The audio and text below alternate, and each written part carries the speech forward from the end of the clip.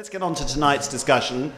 I don't know how many of you are familiar with the term the Indo-Pacific, the free and open Indo-Pacific region.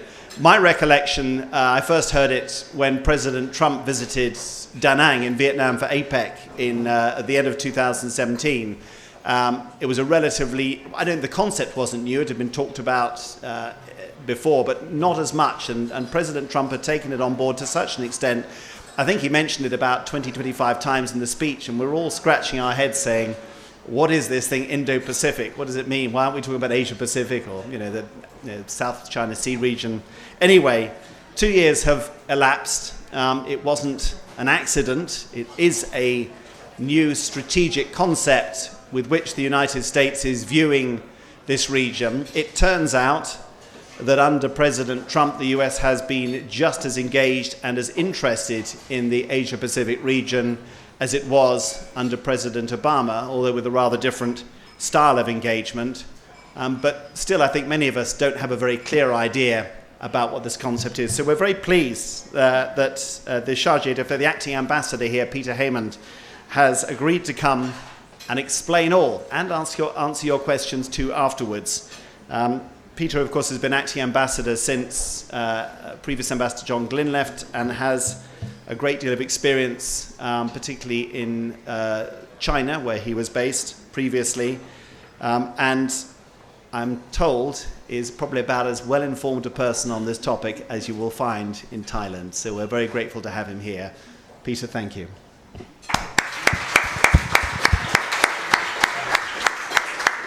Thank you very much, Jonathan. And that last line was not the most helpful one you mentioned on the way through. But thanks, really appreciate it. Appreciate the invitation to come out.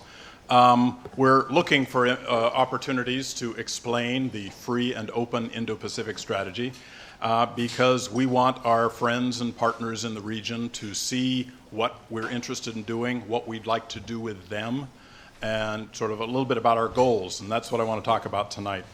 As Jonathan mentioned, the free and open Indo-Pacific strategy, which I'll cut down and name in a minute, was first announced by President Trump in 2017 when he was out here for ASEAN, or APEC, I believe. I think it was at APEC. Two at the same time, weren't they? Right. I think, right.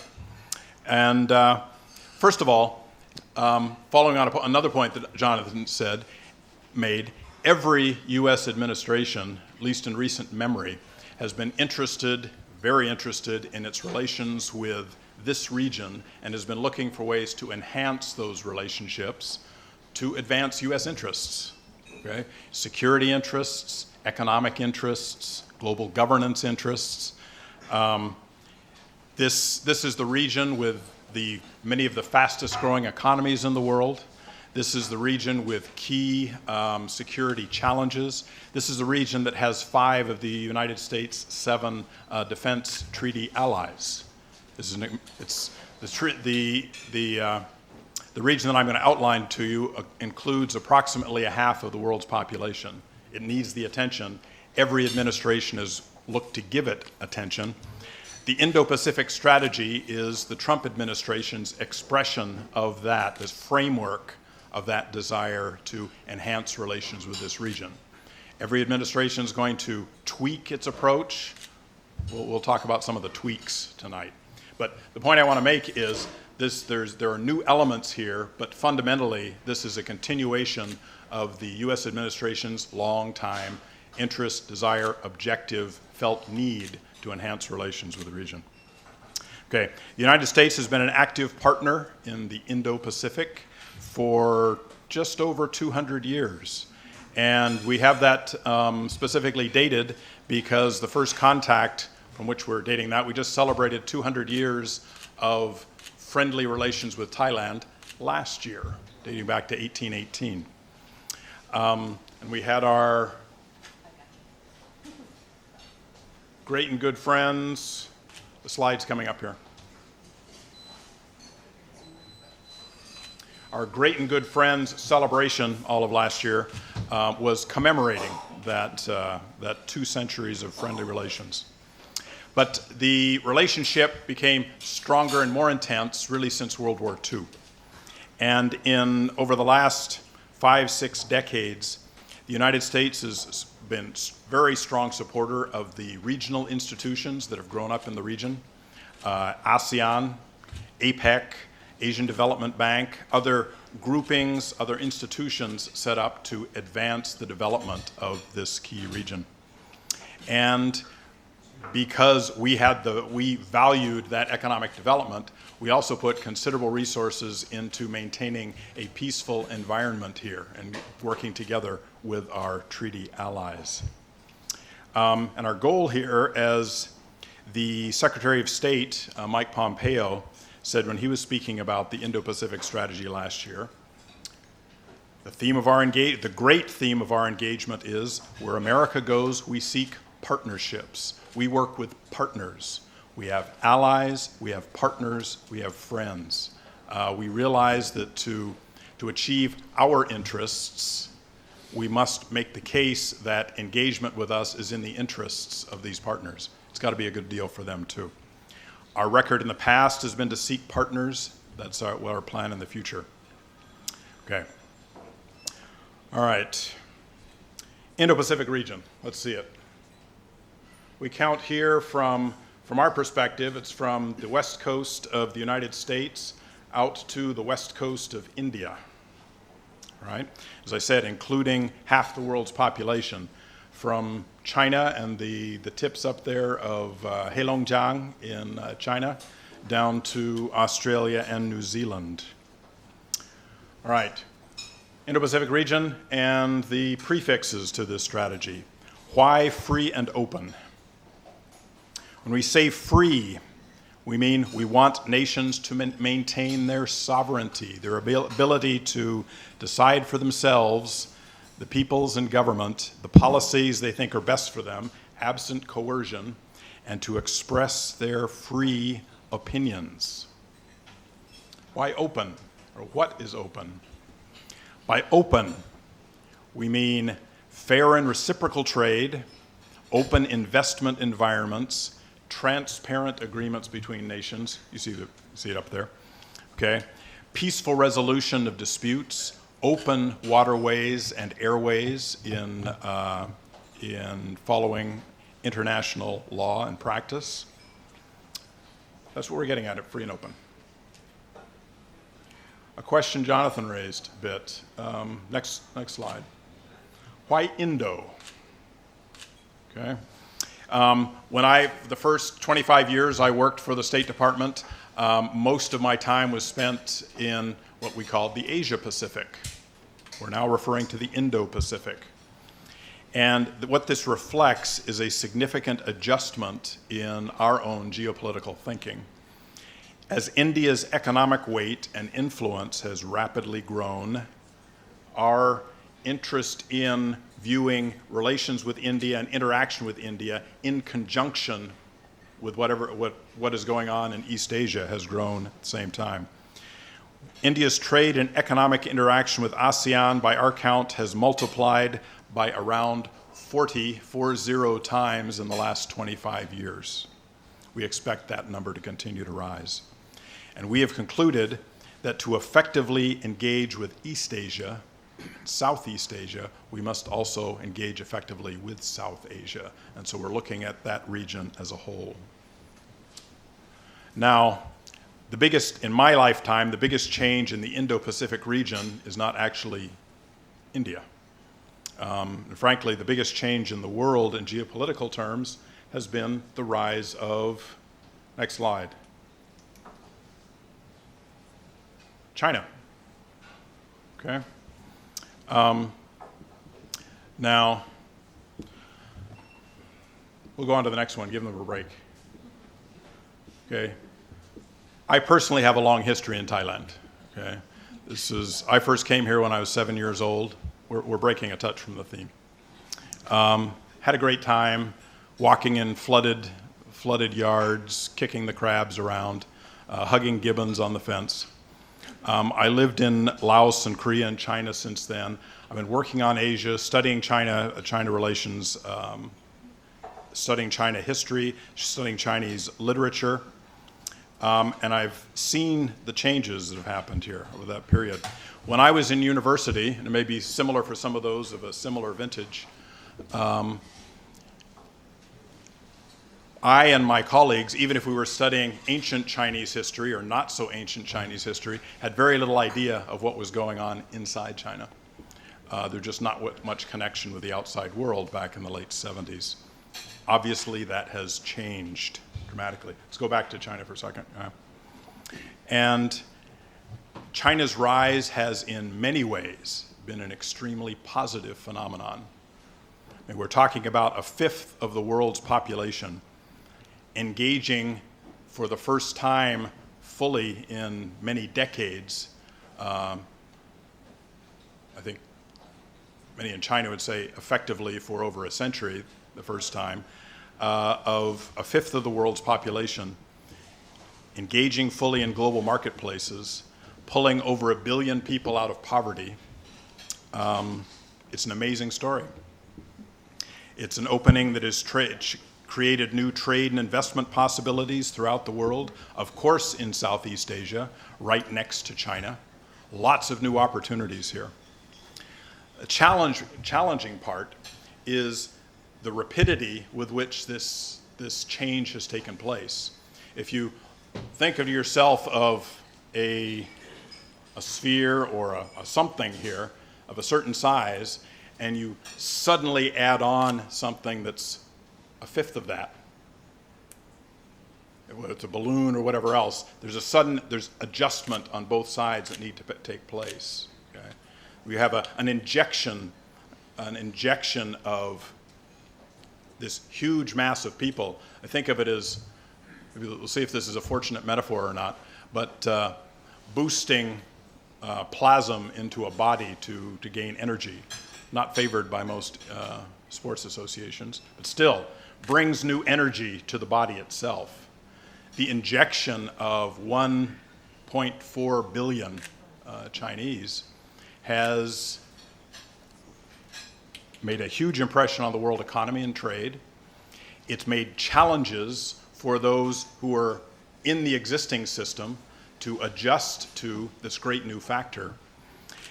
And at the same time, we see the new influence gained by this, China as it is entered fully into the world in the last 3-4 decades, made it all the more important for China and Chinese companies to abide by international standards and rule of law.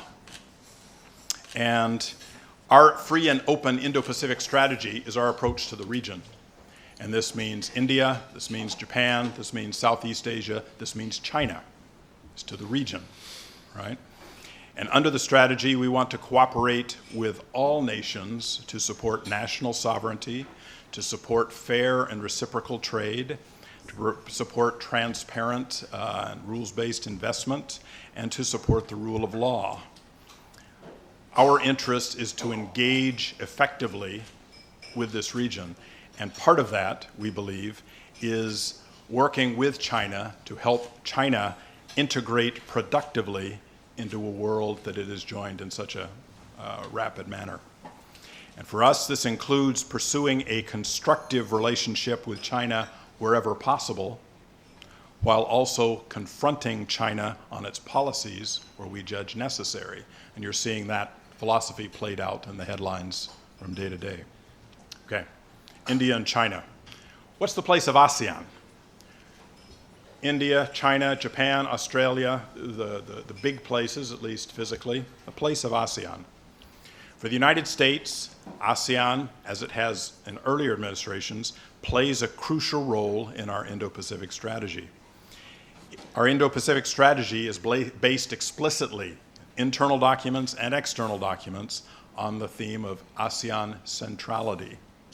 The United States has been a huge supporter of ASEAN's role in maintaining relative peace throughout this region since it was founded in Bangkok here 50 years ago. Vice President Pence has said this last fall at the ASEAN summit.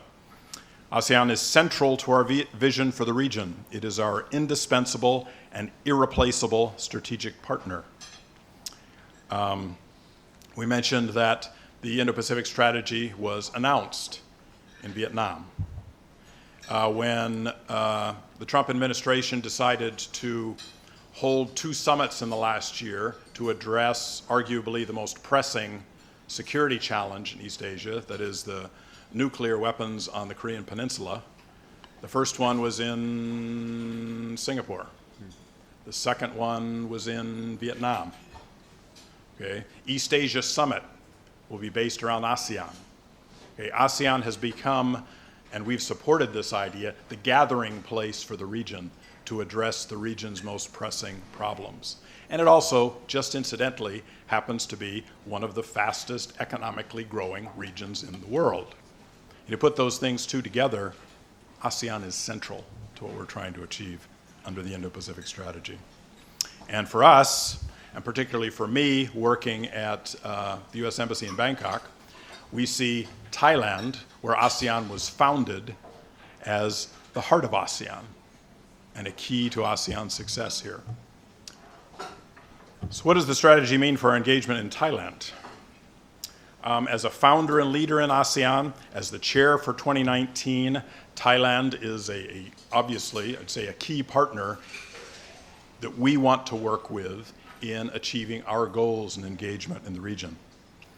And the various initiatives under the Indo-Pacific Strategy, some existing and continued, some new, will enhance, we believe, but will not replace the critical partnerships we already have with Thailand. Those partnerships are why Thailand is so important to us now, so we just want to enhance those. Now, we're already working on many areas together. Our joint efforts support regional security, improve public health, increase trade and investment. A couple of examples. Our law enforcement cooperation is one of the great symbols of our partnership. Our drug agencies are fighting floods of drugs into and through Thailand. Our Federal Bureau of Investigation, FBI, is working with the Thai government as it has made impressive progress in dealing with trafficking in persons crimes over the past few years. And 20 years ago, we established the International Law Enforcement Academy here in Bangkok, co-hosted by Thailand and the US. Thailand has provided the plant and much of the support. We have provided many of the trainers, and we co-administer it. This is to train police from all over ASEAN and some of the surrounding countries to build their capabilities, but possibly more important, to build their relationships, because it's looking at transnational crime, which means it requires transnational cooperation.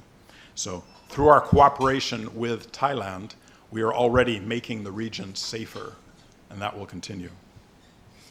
Another example, in public health, for over 60 years, the United States and Thailand have been working on groundbreaking research combating HIV/AIDS, malaria, dengue, Zika, other infectious diseases. I'm told that virtually any counter-malaria medication you will find anywhere in the world began in the laboratories here, where the US and Thailand are working jointly.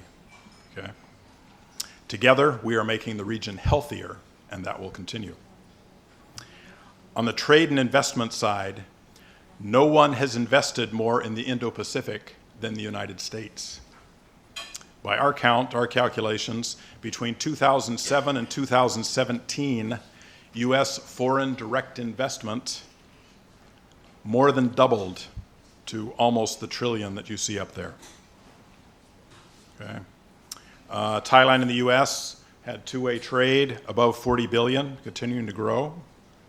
And we are continuing to work with Thailand to resolve remaining trade barriers and to promote economic growth, increased competitiveness, and job creation in both countries. So, a few samples of what we're doing with ASEAN, with Thailand. More details under the Indo-Pacific Strategy. 3 pillars of focus: security, governance, and the economic pillar. Okay, security is a long-time ongoing area of engagement. For more than 7 decades, U.S. security partnerships in the Indo-Pacific region have advanced freedom, openness, and prosperity. We continue to work with and train allies across the Indo-Pacific to deal with traditional and non-traditional threats that target the maritime areas, the Mekong River region, and other parts of the region. We work together to tackle challenges like illegal fishing, piracy, drugs, trafficking of people and wildlife. Okay.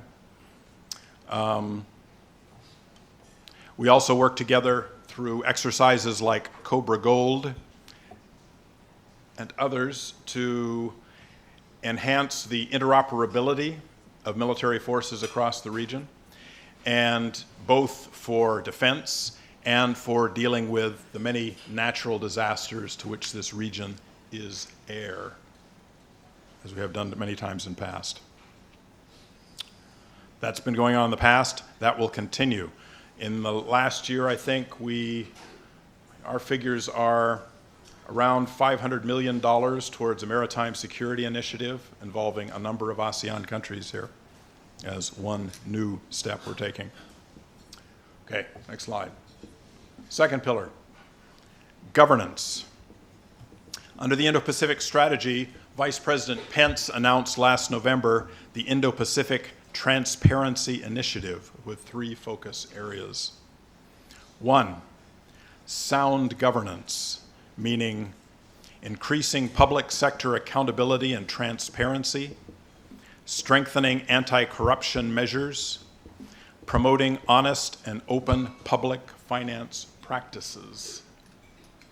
2, just governance, supporting organizations that foster fundamental freedoms and human rights, building capacity to investigate and prosecute crimes effectively, and strengthening the integrity of elections and political processes. The 3rd, responsive governance, encouraging inclusive public participation in the policymaking. Next, increasing the public participation of women and of minorities, and increasing access to credible information in societies throughout the region through independent media, one of the great challenges right at the moment. We do this because we believe that while security maintains, security assistance, security cooperation helps maintain the physical safety and the territorial integrity of these areas, working together with partners, with governments and with civic groups, is the best way to build strong, stable, inclusive societies. We want strong partners. Weak partners are not nearly as helpful. There's not as much they can do. We want strong partners to work with us on common goals in the region. Next, economic pillar. Okay. Under the strategy, under this administration, the economic pillar focuses on these 3 areas you see up above here. 2, possibly all 3 of them, could come under the rubric of connectivity, helping the countries in the region and working with the U.S. We also are looking to benefit from this growth to grow sustainably, steadily, and together, right?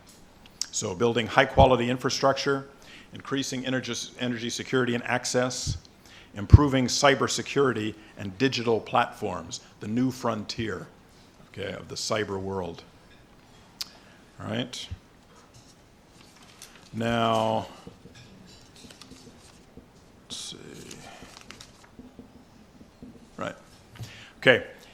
Along with our continuing engagement, along with the FDI that's in place, the 1,500 U.S. companies, more than throughout ASEAN, the 3/4 of the Global 500, U.S. Global 500 who are invested here. Last year, Secretary of State Pompeo announced some new policies, some new programs to facilitate greater investment and economic growth in the region. Okay. Note that these programs are largely based around capacity building. common standards, enhancing environments for trade and investment. And that's because we believe, as the US government, that our most effective approach to development as a government is to work with our partners to build, to create environments for trade and investment that will attract more attention from the private sector. Because the private sector is where the money is. I think the figure I've seen is something like $70 trillion in capital. The development of this region, the continued rapid growth in the relatively wealthy countries and the less relatively wealthy countries will demand access to those funds. Right now, some markets are more attractive than others. We're looking to help all of those markets grow together. Okay, a few of these programs. One is called the BUILD Act, which is an acronym which I'm sure Google can tell you what it means. It's a good thing. It's a positive one. All right, but I'm happy with BUILD for right now. It's taking the current Overseas Private Investment Corporation, OPIC, and a chunk of what is USAID and development credits, and building a new institution called the International Development Finance Corporation of the United States, which will double the development finance capacity that OPIC currently has. So from 29 billion to 60 billion. Again, the idea behind this financing is to reduce risk for private sector that's going into perhaps somewhat less developed areas with less developed capital markets. It's to reduce financing risk, it's to look at the other risks that may be involved. The idea is to facilitate more private sector participation in areas where they might not ordinarily go because the markets are not fully functioning. All right. This is a global program. But certainly a large part of it will be aimed at the Indo-Pacific. Okay, next. Okay, another acronym helpfully spelled out for you there. This is starts off with $30 million, I think, initially, with a new interagency body in the U.S. that provides several different types of technical assistance, whether from the Department of Commerce, the U.S. Trade and Development Agency, the Department of the Treasury, or USAID.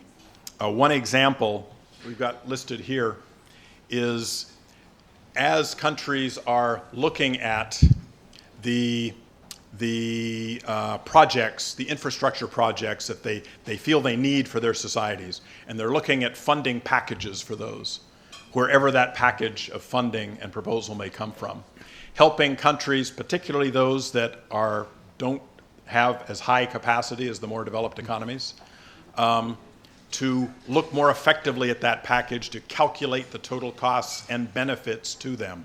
I was just reading an example today about Malaysia, which is not one of those countries. Malaysia has the capacity, but a change of government for one of the major projects, infrastructure that Malaysia is building, I think it's the East Coast Rail project. The initial package the previous government agreed to had Malaysia taking on $20 billion in debt.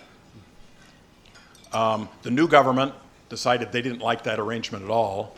They threatened to cancel the project, and it was renegotiated, and now they're taking on, I think, less than $10 billion in debt by more effective negotiation. Malaysia can do that on its own. Malaysia is capable. Some countries in the region don't have as much capacity there.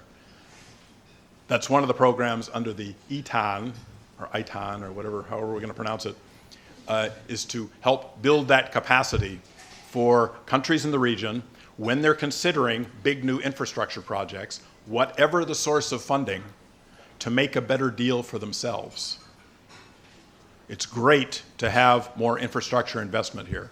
We want countries to bring in projects that they can afford under the terms made to them, that are going to be of high quality construction, that are going to meet internationally recognized labor and environmental standards that they're going to want for their societies. and help them make those decisions in a way that they keep them, what I like to call their sovereign decision-making space when they're looking at their economic growth future. It's a number of the things we're trying to do under ETAN. Next. We have another acronym. Asia Edge is looked at facilitating, again, countries in the region to plan together and to work with the private sector to enhance their energy security, to enhance their energy access, to build how they're going to go about building connectivity between their grids, what different options, whether it's the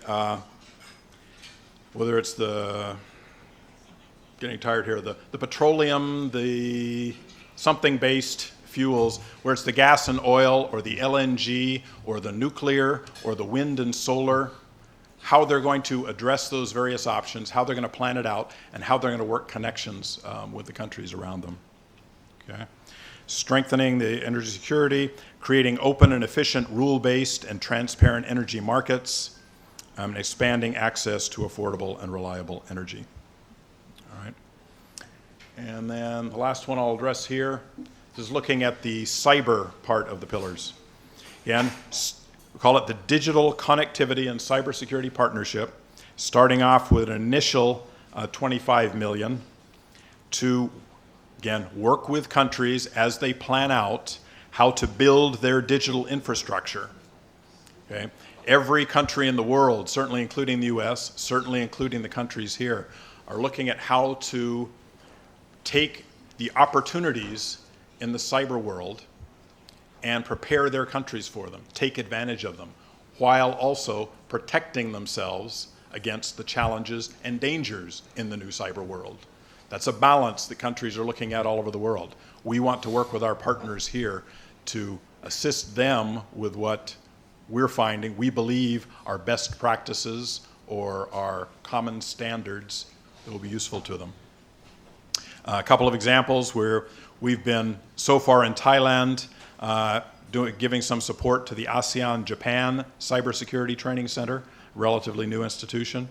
We've got an initiative to help strengthen the cyber capacity of small and medium-sized businesses, small and medium-sized enterprises. We did an ASEAN 5G event in Bangkok last month. We're inviting all the ASEAN Smart Cities Network members to a conference in July in between two ASEAN conferences on the same topic. We're going to work with our partners to help them go with us as we work into this brave new world, the brave new cyber world. Okay? All right. To summarize, Indo-Pacific Strategy, free and open. Under this strategy, we're looking to work with partners to maintain a free and open region that respects the sovereignty of other nations, that allows commerce to flow unhindered, and that shares in contributing to the common security, whether that's through military means or law enforcement means or cyber cooperation means. Number two, the United States vision for a free and open Indo-Pacific is for all nations in the region. It is how we are engaging with all countries in the region. As I said before, US administrations have seen this as a vital region for many years now. Each administration will have a somewhat different framework to go after the same goal of enhancing those relations. This is the one for the Trump administration. And three,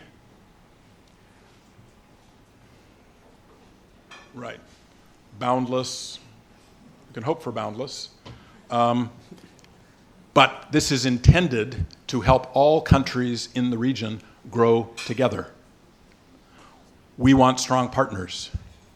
We want well-governed spaces that grow together. We want societies that interact well together. We are going to do our best through this initiative, which essentially, again, is a framework for existing activities plus new initiatives to enhance our engagement, do the best kind of partnerships, which is both sides believe they got a really good deal. All right. Thank you, and I'll be happy to take your questions.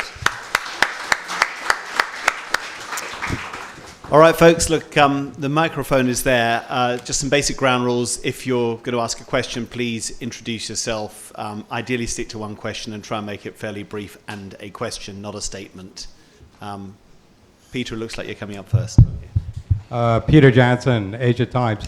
You're calling this an initiative. Can you clarify for me what's new about this?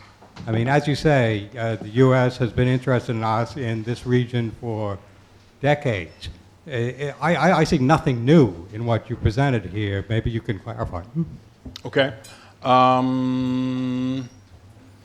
Well, the newness, I'd say, trying to think if there's new in the approach. Same objectives, same alliances. The new is in more resources to facilitate, to bring in private sector funding and investment to the more challenged parts of the region, to work with the more advanced countries in helping the other countries advance. I'll give an example. Now this is the new part. Well, say one part of the new here is the ACMEX initiative. This is a new old initiative by Thailand. Many of you have heard of this, which aims at bringing the 5 countries at this end of ASEAN to pool together some of their planning as they look forward to the infrastructure and the energy and the cyber and digital needs of their economies. So to work as a group. We think that's a great idea. The somewhat more economically advanced neighbors working with the somewhat less. We were the first to accept the invitation to be a development partner with ACMEX.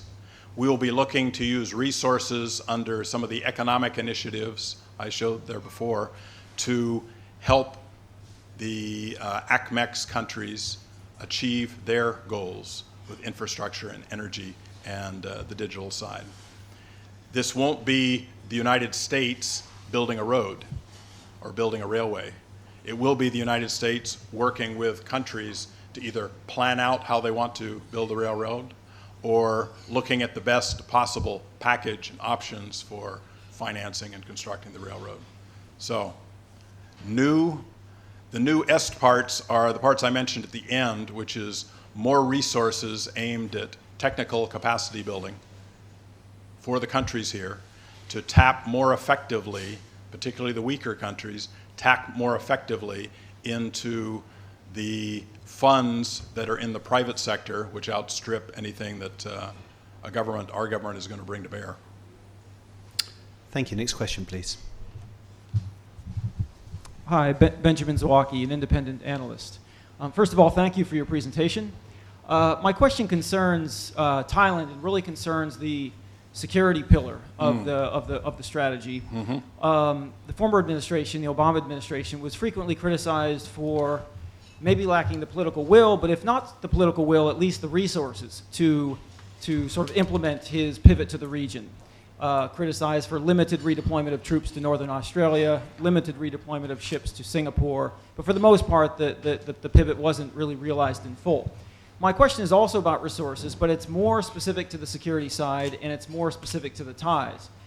How confident is the United States that the Thai government, which admittedly is in flux, but is unlikely to be too terribly different a few months' time down the road than it is today, how amenable do you think the Thai government will be to a redeployment or an increase in a U.S. security presence to the region? I'm thinking of Utapao, Sattahip, Lam Chabang.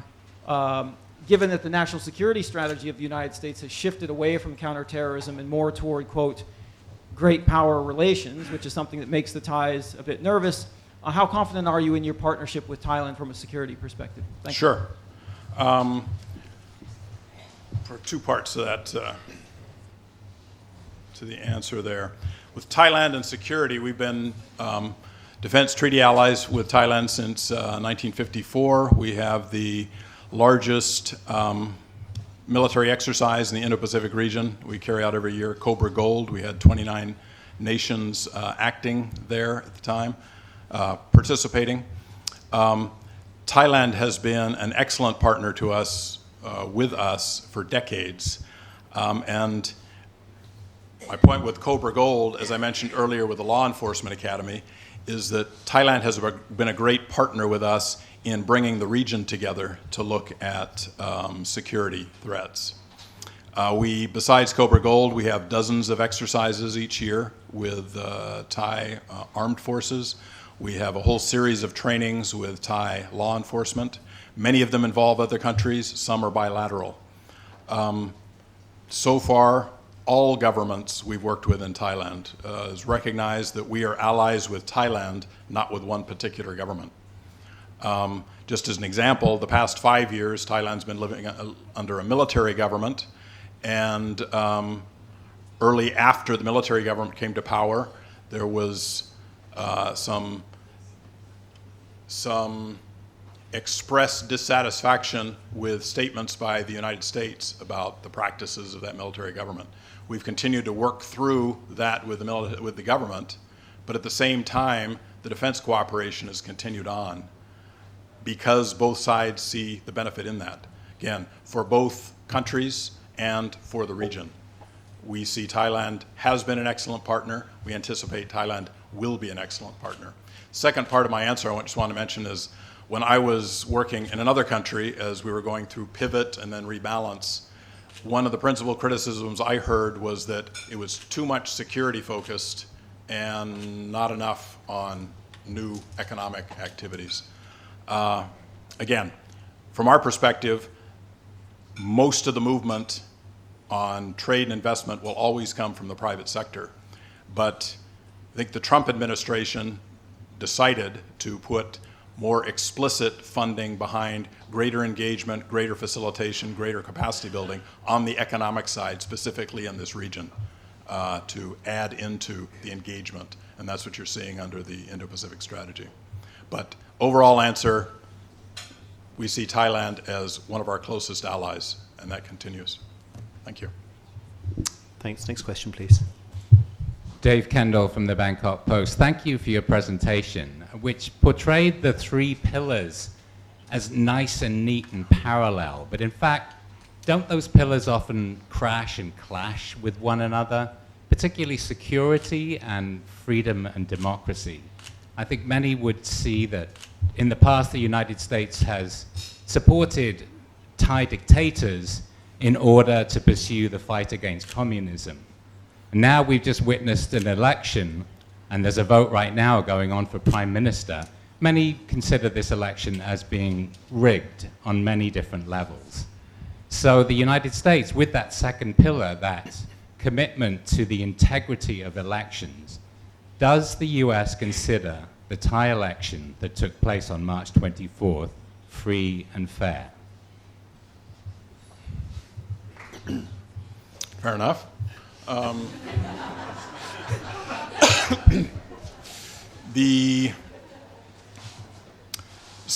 Let's see, we addressed a little bit some issues, concerns we've expressed with the Thai government over the past few years. And we continue to encourage the Thai government, as we have, to assure the fundamental human rights of the people of Thailand, including of speech and assembly. We're very pleased that many of those restrictions were lifted in December to prepare for the elections. We were impressed to see the outpouring of interest and participation by the Thai people during the election.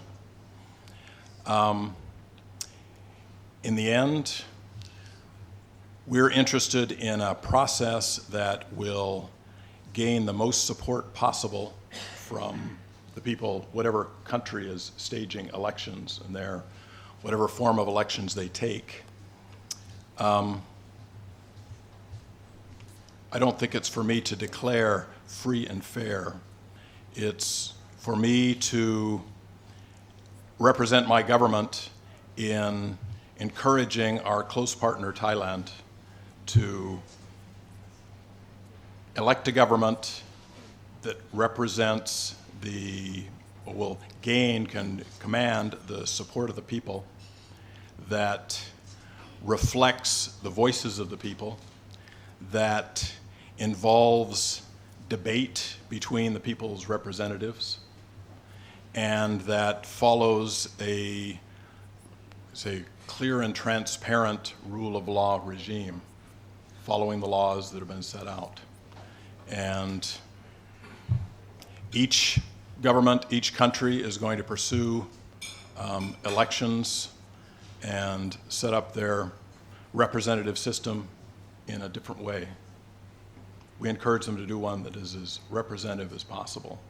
And we look forward to working with a new government to help to work with Thailand as it develops economically and socially, just as we continue to develop economically and socially.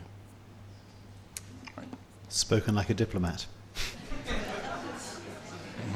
Marwan. Thank you. Marwan Mark of the Nikkei Asian Review. Thanks very much for your presentation.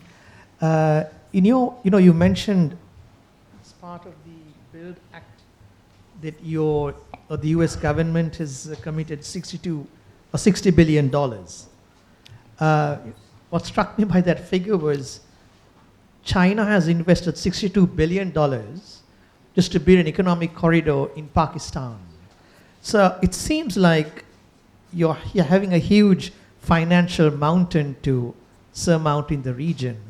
And I'm just wondering whether your strategy is actually to capture the policy space, because it seems like you're interested in capacity building and working with government. So are you compensating for the lack of money by trying to capture the policy space and shaping government policies, especially among your allies? Oh, thank you. Thank you. Lack of money. Again, the United States is the largest investor in ASEAN by a large margin. Most of that, virtually none of that actually, okay, turn it around. Virtually none of that came from the United States government. It came from companies.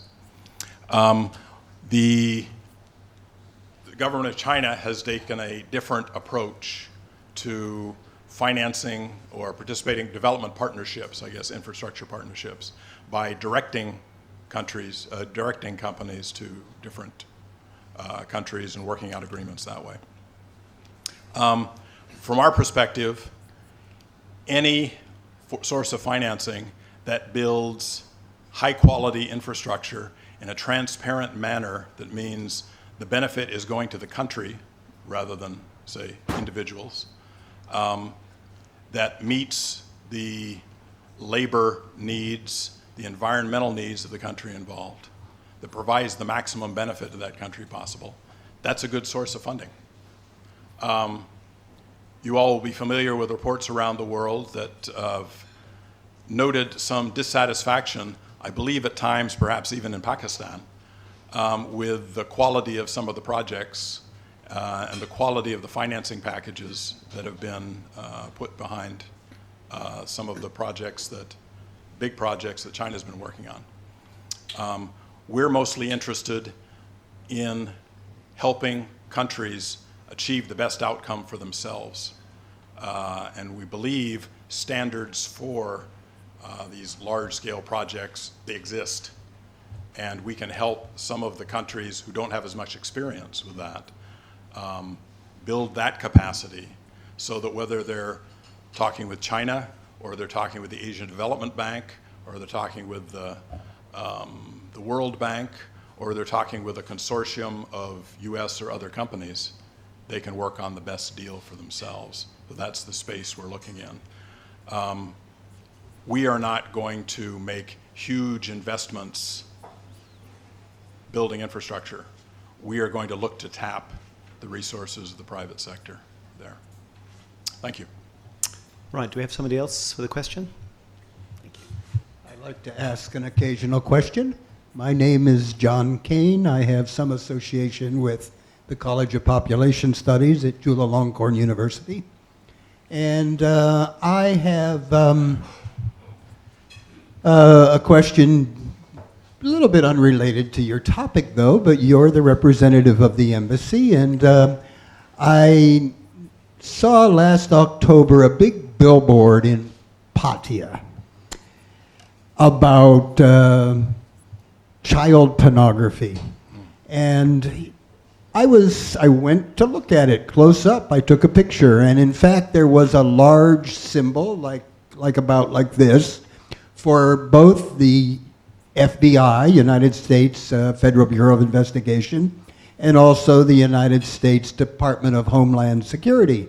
And I think if we asked Americans, and I'm an American, whether they thought either of those organizations would be involved outside of the United States. And my guess is that there was some arm twisting to get Thailand to participate in putting that sign up, and I'll bet the United States paid for it. And the United States has a very conservative, even prudish sex culture. Thailand has a vastly different sex culture, going back hundreds of years. How is the United States getting... Hello? How is the United States getting involved in those kinds of cultural issues here in Thailand? And probably if I saw one billboard, there were probably a dozen in Thailand and other billboards like that all over the world. Why is the United States getting involved that way? Thank you. Okay. I guess it's about police cooperation, but I'll let you answer that. Sure. Work on protecting victims of child sex crimes around the world actually is one of the priorities of Homeland Security and the Federal Bureau of Investigation, who have a number of offices overseas, including in Bangkok. Some of those cases originate in the United States and end up involving other countries. Some of them begin in other countries and end up in the United States, i.e. their transnational involvement. Some, for instance, child pornography rings involving, say, a dozen countries together have been taken down by cooperation between law enforcement in the dozen countries, including the United States. I'm pretty sure neither FBI nor HSI have been paying for any billboards. I'll have to ask them when they're here. We actually have, I think, 9 federal law enforcement agencies with offices here in Bangkok who keep up relations with countries throughout the region. Because so much crime these days is transnational in origin, we need good partnerships with countries around the world. Thailand itself, I give full credit to the government of the current government, the government of Prime Minister Prayut Chan-o-cha, in the last 3 to 4 years has put a great deal of more emphasis and more resources behind efforts to protect child victims of sex crimes and to protect trafficked victims of sex crimes. In many cases, they have followed US models. In other cases, I'm sure they followed models elsewhere throughout the year. I believe they would tell you they did that for the benefit of their people. They would argue that. It is true that the United States government, actually it's the Department of State, my agency, is responsible for writing an annual report on trafficking in persons to the Congress. Congress has asked us to do that. And we write about observations in countries around the world.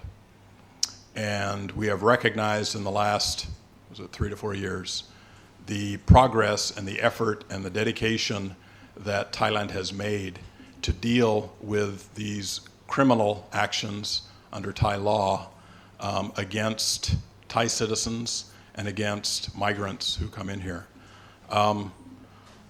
I frankly think that's one of the proudest achievements we have in partnership with the Thai government. And it's, when I say I wholeheartedly support it, it helps that the Thai government tells us they wholeheartedly support it as well. Thank you. Next question, please. Hello there. I'm Adam Sharp. I had a question about Afghanistan.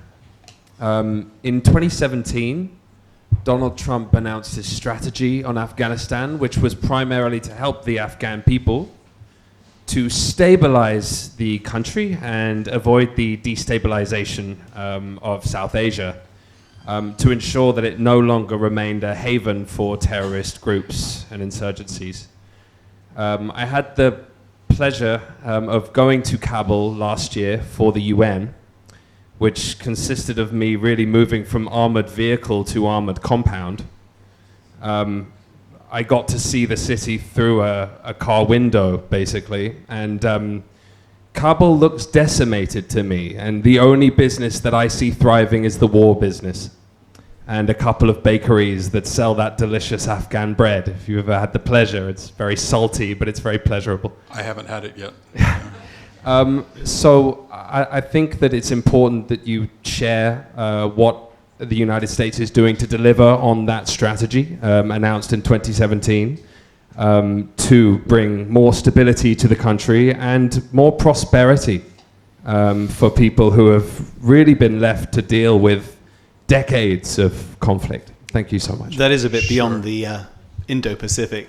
Yeah. As you probably recognize, it goes rather beyond the borders of our topic tonight today. I don't know whether Can you? you've got anything you can say to that or not. Forgive me, you can ignore it. Well, yeah, frankly, I can't add a whole lot. You mentioned decades of conflict. Of course, you'll know it's more like millennia of conflict. It is a very difficult situation there. I've read my Alexander. I've read my 19th century British invasions of Afghanistan. It's an extremely difficult situation and has been forever. The United States seeks to support a more stable, more prosperous Afghanistan. As to the details of our current initiatives, I'm going to come up short because I'm busy focused on talking up the Indo-Pacific. Forgive me. Thank you. It's all right. Frank, sorry. Your Honor, Frank Fu from Guangming Daily, China. Please be rest assured that my question will be about Indo-Pacific. Just a follow-up about you mentioned the word ETAN. Let's see. ETAN, right? Yeah, the ETAN, the Infrastructure Transaction and Assistance Network. Mm-hmm. Could you elaborate a little bit more about this ETAN? Who is qualified to apply for this ETAN? And who are going to teach, for you think the unqualified or the bargainer in the contract? And when to apply for this kind of project? For example, is it before the pre-contract or during the contract or after the contract? So whom to decide? So which project to make? And you mentioned about $30 million US. I'm not sure that's for 1 year or for a period of time. Right. Every day there are lots of projects ongoing on the whole world. So what are the contracts you are going to monitoring? Thank you. Sure. In terms of, ETAN's beginning this year. Most of the requests I expect will be from inside countries. We have embassies, and the embassies work on the relationship politically and economically and commercially and everything else. And we have contacts with our host country counterparts. And we are explaining to them, and all countries throughout the region, that we have potential assistance available if they are interested. And so, for the most part, I expect it will be host country officials talking to our embassy officials, whether it's about a specific project or it's about just raising capability more generally for future projects. They will express interest. Our embassy will report that interest back to Washington, and there will be a decision made looking at all the requests that are coming in. A couple of examples of things I've got here. We've got Department of Commerce. working on a private project investment support initiative. I could probably find out more if we need to.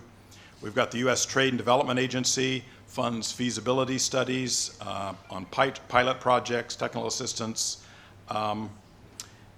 and also helps work on procurement practices and policies that look at life cycle cost analysis. So rather than just the upfront cost for a project, making some estimate of what the maintenance costs are going to be and how long the construction is going to last based on what standards are used.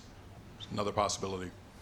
The Treasury's office, our Department of the Treasury's Office of Technical Assistance, is looking to work with host governments to, our words, execute bankable projects transparently and effectively.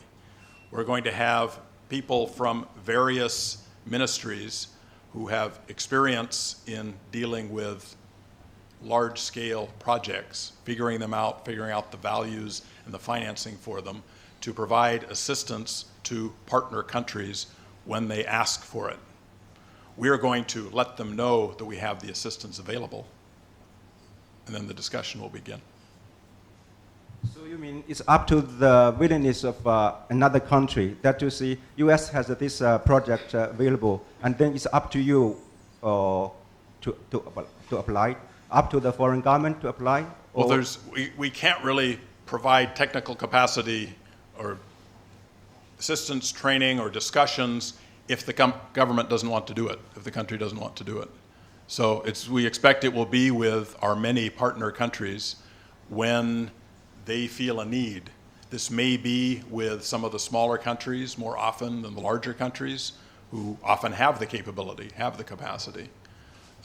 Right now, we as embassies are letting our host countries know what resources, what areas of cooperation may be available. Okay, thanks, Ernest.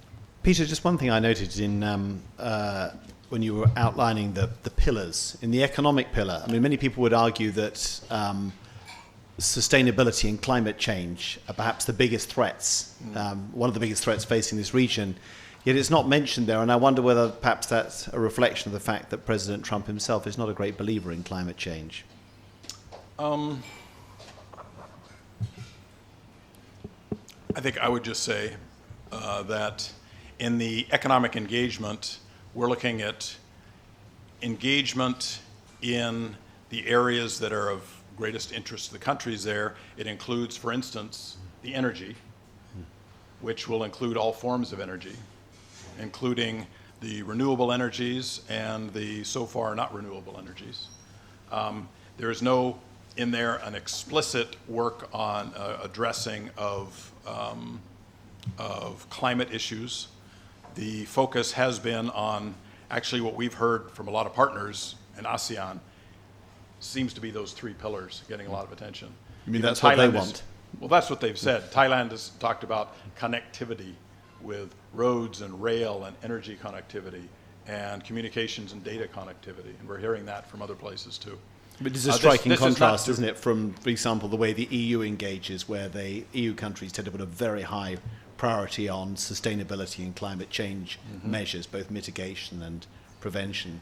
Not seeing it at all there in the Indo-Pacific strategy was quite striking to me. Well, it wasn't explicitly in there. We talked about how under, say, the infrastructure projects, we're looking at maintaining helping countries use the best standards possible to bring themselves the most benefit possible. That may be labor, that can be an environment, the impact on the environment, the local environment, the environment further on of the various projects. You're correct in saying that it is not explicitly a priority here. There are probably other there are certainly other economic areas where we are engaging with the region and will continue to, but the three for right now: infrastructure, energy, digital. Thank you. Can I have the next question, please? Hello. And I'm going to make this the last question if I can, thanks. Rocco, unaffiliated. Sure. My question to you is that, as you noted, one of the problems with the Obama administration's pivot to Asia strategy was that it put too much focus too quickly on security. whereas the Trump administration, as an adjustment, has decided to put more focus on economics, on the economic side. To what extent can we expect over the next few years the focus on security to creep back upwards? That is, can we see the concern about the security side of our partnerships increase once again? I think it's really going to depend on circumstances. Yeah. You're correct, as I think I said something a little bit similar earlier, is a criticism, whether deserved or not, a few years ago, was that U.S. engagement, the rebalance, the pivot, was more security and less economic. And the Trump administration is emphasizing the economic side. Yeah. Under that argument, you would say bringing it back more into balance. Right. These things fluctuate. The ideal security posture is a preventive one, working with all the partners in the region to try to address whether it's counterterrorism or terrorism threats, or natural disaster threats, or other transnational crime threats, or actual military menacing threats beforehand, through practice, through exercises, through alliances, through showing that we, with our partners in the region, are thoroughly prepared. I don't see any immediate prospects for conflict, or actually open conflict here. Open conflict would certainly change the equation. I believe what the administration is looking to do is, somebody said today, nothing bad ever happens if you're prepared. Slight oversimplification, but in this case, in terms of security, except for the natural disaster, I think there can be influencing of behavior by showing that there is a strong security presence. But I don't think we have a calculation right now that there's a great deficit there. It just needs to continue to be addressed. Understood. Thank you very much. Sorry, did you actually want to ask a question? Let's get just one last question if we can. And I want to follow up with you in just a moment too. Peter Traynor, just a quick one for you. You mentioned earlier, someone asked earlier, what's new about the Indo-Pacific Initiative? My question is, what's your leverage for the Indo-Pacific policy? You've got your 3 pillars, but if countries don't want to comply, then they just pick and choose. If Thailand, for example, you mentioned child pornography, child trafficking, then they're interested in that and they want to participate. But as regards democracy, a coup with a military junta doesn't support democracy, so they don't comply with that. What is your leverage? Because financially, if any of the countries don't want to be involved, they can just turn to China, where they can get money without any restrictions. You said you wanted to raise the standards, but that's difficult. It's difficult to raise standards. It's easier just to get the money off somebody else who doesn't have any standards. So the question is, what's your leverage to enforce the policy? Sure. Thank you. I like the question. It's going to give me a chance to tell a reference to I don't think it just comes from this book, but the best formulation is a book. For anybody who in their youth read Robert Heinlein, one of his best books, a chapter heading has the acronym TANSTAFL, which is there's no such thing as a free lunch. There ain't no such thing as a free lunch. I think what you may have seen in reports around the region over the last year or so is countries realizing there is no such thing as a no strings attached deal, or particularly I can't believe such a cheap deal. There is no such thing. People don't give money away. They don't. Okay? They provide assistance in the aid of certain goals. The United States does not give money away. We're looking to build strong partners. That's what we want to put our money into. Looking around the region, there are now some notorious examples of countries who were approached for their infrastructure with deals that looked fabulous up front and have ended up losing those countries a chunk of their sovereignty, a chunk of their national space. Those stories are well known around the region. Leverage. Every country that I know of in the region wants to maintain its independence, its ability to make decisions based on what it perceives as its best interests. No country in the region wants to be totally beholden to any other, large or small. Leverage is that our security partners want to share the security burdens, want to work with us because they believe it brings them security benefits. They want to work with us on economic sides because they believe it brings them benefits.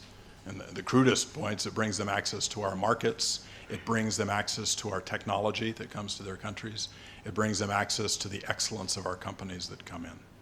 Their leverage is because we have,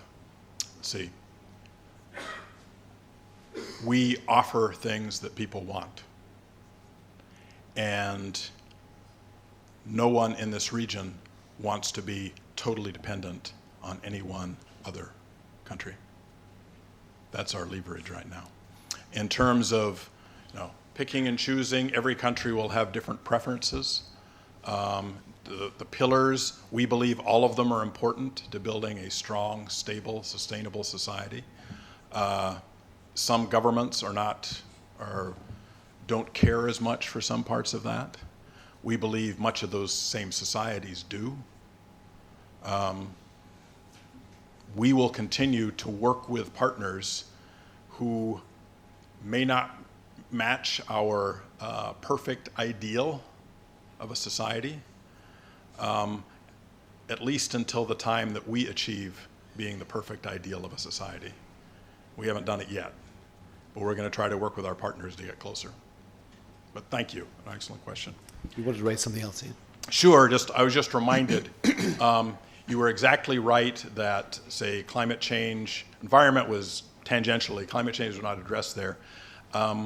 We do have, we're just celebrating 10 years, for instance, the Lower Mekong Initiative here, which looks at health, education, and also water managing capacity, sustainable development within the Mekong River Basin.